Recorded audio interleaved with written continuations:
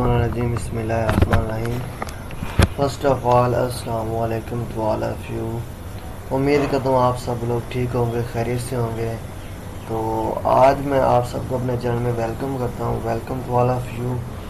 तो आज आप लोगों ने थंबनेल में देख लिया होगा कि आज हमने पढ़ना है एसिड रेन के बारे में। एसिड रेन क्या होती है, एसिड रेन कैसे बनती है, इसके क्या इफ़ेक्ट होते हैं और इसके क्या सॉल्यूशंस हैं। तो हम वीडियो स्टार्ट करने से पहले आप सबसे एक रिक्वेस्ट है कि अगर वीडियो अच्छी लगे तो चैनल को सब्सक्राइब कर दीजिएगा और थोड़ा सपोर्ट कीजिएगा और मुझे सजेशन लाजमी दिया करें कि नेक्स्ट किस टॉपिक के अबाउट आपके लिए वीडियो बनाई जाए। तो हम वीडियो स्टार्ट कर लेते हैं। तो आज हमने पढ़ना है, इसके कंटेंट है आज के हमारे, पहला एसिड रेन देखेंगे, फिर इसकी डेफिनेशन देखेंगे, फिर हमने कॉजेज़ ऑफ एसिड रेन पढ़ने हैं, फिर हमने इसके इफ़ेक्ट पढ़ेंगे और लास्ट में हम इसके सॉल्यूशंस पढ़ेंगे। सबसे पहले एसिड रेन। एसिड रेन और acid deposition is a broad term that include any form of precipitations with acidic component such as sulphuric और nitric acid that fall to the ground from the atmosphere in wet और dry forms.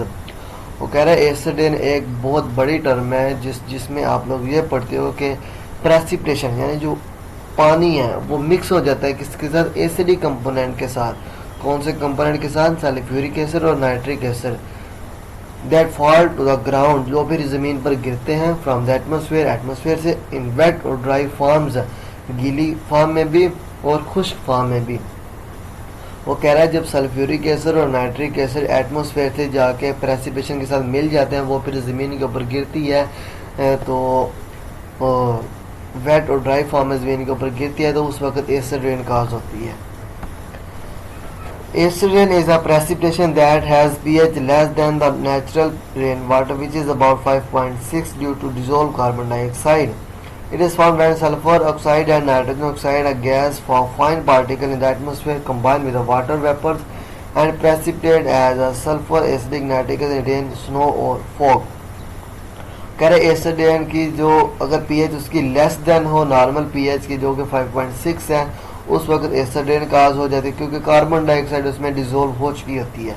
वो कह रहा है कि acid rain उस वक्त बनेगी जब उसकी पीएच लेस देन 5.6 होगी और सल्फर डाइऑक्साइड और नाइट्रोजन डाइऑक्साइड के पार्टिकल इसके अंदर मिक्स हो जाएंगे, किसके अंदर, रेन के अंदर, स्नो के अंदर या फॉग के अंदर, तो उस वक्त हमारे पास एसिड रेन काज हो जाएगी। अब डायग्राम में भी इसको देख सकते हैं, आपको समझ आ जाएगी। तो नेक्स्ट है हमारे पास एसिड रेन के कॉजेज क्या है, ठीक है, यानी किस वजह से एसिड रेन होती है। सबसे पहले नेचुरल सोर्सेज। नेचुरल सोर्सेज की बात करें तो emission from the volcanoes and from the biological process that occur on the land, wetland and the oceans contribute and acid producing gas to the atmosphere. Effect of the acid deposit has been detected the glacial ice thousands of year old remote part of globe। Natural process देखें तो वो कह रहा है कि जो हमारे biological process है या जो भी ओमिशंस के प्रोसेस है हमारी, ठीक है, उन वजह से एसिड रेन काज होती है। उनमें कुछ गैसेस ऐसी निकल रही होती है जो कि एसिड रेन का बायस बनती है, और उसके अलावा ग्लेशियर्स जब पिघलते हैं उस वक्त भी काफ़ी गैसेस रिलीज होती हैं, वो फिर जाके रेन के साथ मिक्स हो जाती है, फिर एसिड रेन का बायस बनती है। दूसरी वजह होती है इसकी ह्यूमन सोर्सेज, यानी इंसानों की वजह से भी एसिड रेन काज हो जाती है। इंसानों की वजह से कैसे होती है, जो हमारे पावर जेनेटिक प्लांट्स हैं, उसके अलावा इंडस्ट्रीज़ हैं, व्हीकल्स हैं, और भी जितने भी बर्निंग प्रोसेस जैसे कंबशन है, इन सब प्रोसेस से क्या होता है, कार्बन डाइऑक्साइड और सल्फ्यूरिक एसिड रिलीज होती है, वो फिर जाके एसिड रेन के साथ मिक्स हो जाती है और बाद में एसिड रेन का बायस बनती है। डायग्राम में देख सकते हैं आपका नेचुरल सोर्सेज किस तरह प्रोड्यूस हो रहे हैं और ह्यूमन रिसोर्सेज किस तरह प्रोड्यूस हो रहे हैं, तो इससे आपको मज़ीद क्लियर हो जाएगा कि कैसे एसिड रेन काज होती है। नेक्स्ट है फॉर्मेशन ऑफ एसिड रेन। अब एसिड रेन बनती कैसे है, देखिए, when the water vapour condense और they rain fall they dissolve in the water to form sulphuric acid and nitric acid. वो यही बात कर रहा है कि हमारे जो गैसेस होते हैं वो रिलीज होकर ऊपर की तरफ जाती है और ऊपर से जो वाटर कंडेंस होते हैं ना नीचे की तरफ आते हैं, उस वक्त इन गैसेस के साथ मिल जाता है और एसिड रेन की वजह बनती है। उसके अलावा while the air is clean polluted in the way जब हवा को क्लीन किया जाता है तो उस वक्त भी कुछ गैसेस एसिड का बायस बनती हैं।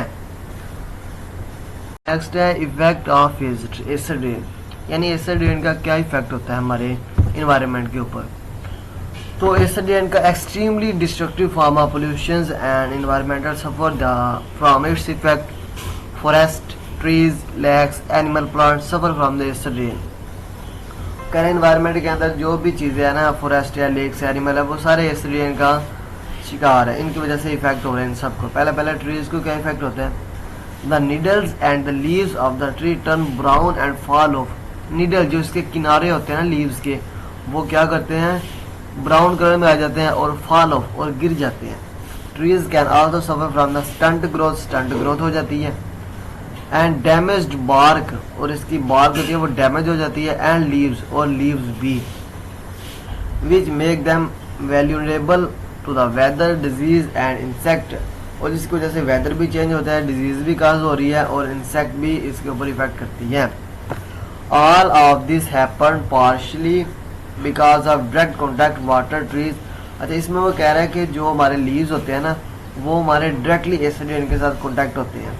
और जब भी बारिश गिरती है तो फ़ौरन जो होते हैं ना हमारे लीव्स होते हैं, इनके ऊपर बारिश आ जाती है और ये फ़ौरन ही अपने आप को तब्दील कर लेते हैं, यानी खुद के ऊपर इफ़ेक्ट इनके ऊपर आ जाता है।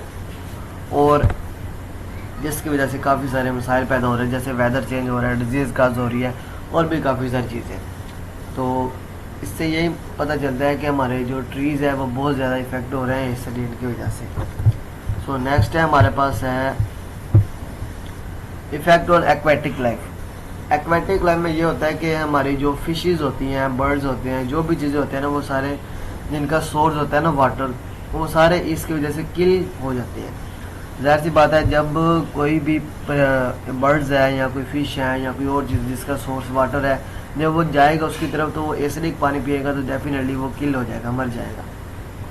तो इसमें यही होता है कि जो भी हमारी फिशेज़ हैं और इसके अलावा जो फिश हमारी एग ले करती है, उसके अलावा वो भी एसिड रेन की वजह से ख़त्म हो जाता है, डाई हो जाते हैं। और एसिडिक में, और समंदर के ऊपर जब एसिड का लेवल हाई हो जाता है तो उस वक़्त फिशेस किल हो जाती है एक दूसरे, और इसके अलावा रिप्रोडक्शन का लेवल भी उसके अंदर कम हो जाता है। और सारे बर्ड्स होते हैं ना, वो जब टॉक्सिक फिश को ईट करते हैं या इंसेक्ट को, तो वो भी किल हो जाते हैं। Building, acid rain can dissolve the stonework and mortar of building, especially those made from the sandstone or limestone, get react with the minerals stone from a powdery substance that can washed away by the rain।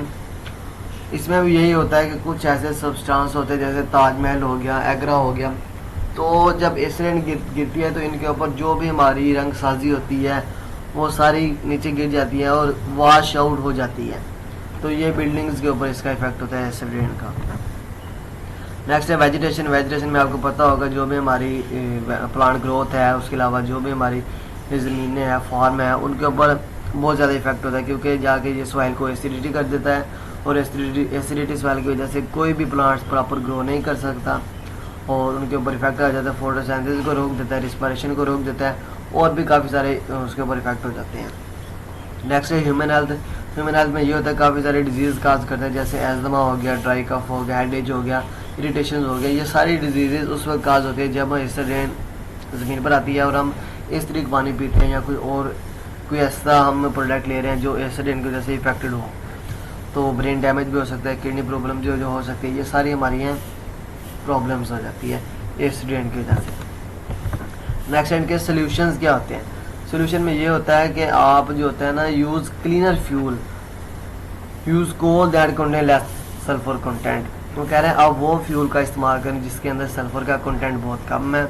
और दूसरी बात ये कह रहा है कि आप जो सल्फर डाइऑक्साइड है उसको पावर स्टेशन में चिमनीज़ के प्रोसेस के ज़रिए उसको रिमूव किया जाए। थर्ड में उसके बाद कह रहा है कि आपकी जो nitrogen from the releasing fuel gas this sulphurisation use renewable energy like the wind power energy. वो कह रहा है कि बिजली को जनरेट करने के लिए जो आप एक्सपेंसिव या कोई इलेक्ट्रिक या कोई इंडस्ट्रियल प्रोसेस इस्तेमाल करें जिनके अंदर से नाइट्रोजन ऑक्साइड रिलीज हो रही है, तो आप उसकी जगह पे कुछ रेन्यूएबल सोर्सेज यूज़ करें, जैसे विंड पावर हो गया, सोलर पैनल्स हो गया, ये सारी चीज़ें आप इस्तेमाल करें। उसके अलावा एक फिट कैलेटिक कन्वर्टर होता है जो कि व्हीकल के अंदर इस्तेमाल होता है, जो कि नाइट्रोजन ऑक्साइड को एग्जीक्यूट कर देता है, रिमूव कर देता है। तो ये सारे सोल्यूशंस हैं। उम्मीद है आपको वीडियो अच्छी लगी होगी, समझ आई होगी। जो अगर ना समझ आई तो मुझसे पूछ सकते हैं आप। Thank you.